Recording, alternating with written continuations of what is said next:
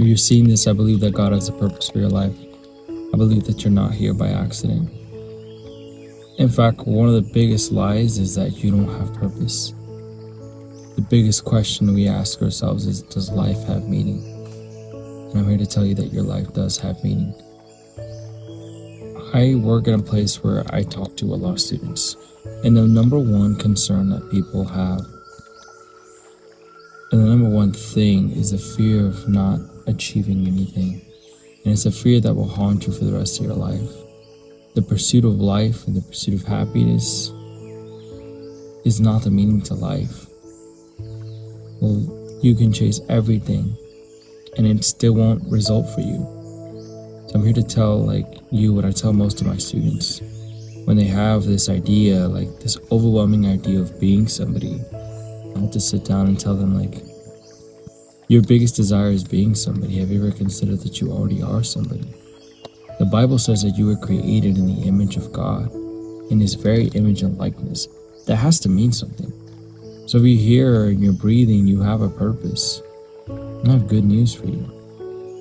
Your purpose on earth, even though I don't know what it is, there is a reason you were placed on this earth. And it's not a coincidence that you're here. It's not an accident. It's not by a mistake.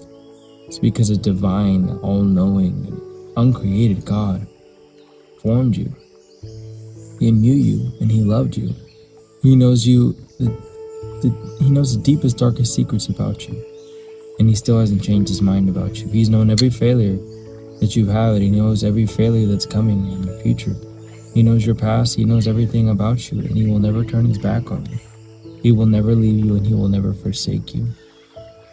And He created you for a purpose. You're not just matter. You're not just atoms.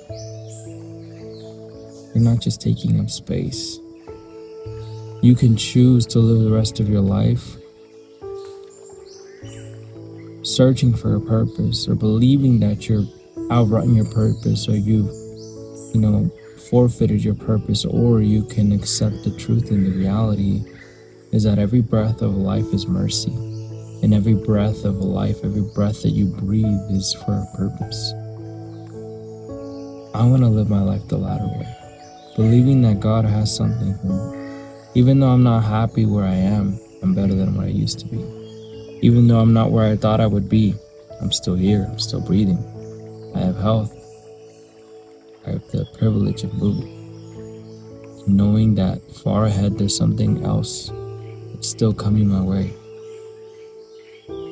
The Bible says in Hebrews 11 that the fathers of faith looked forward to a promise that they couldn't see, but believed so much that they almost held it. That's how I want to live my life, believing in faith that there's something better coming, and that God has everything under control. And when you surrender to that and realize once and for all that you were created for a purpose, your life starts to change, because you start living out of the purpose that God already created for you. Because I have good news for you.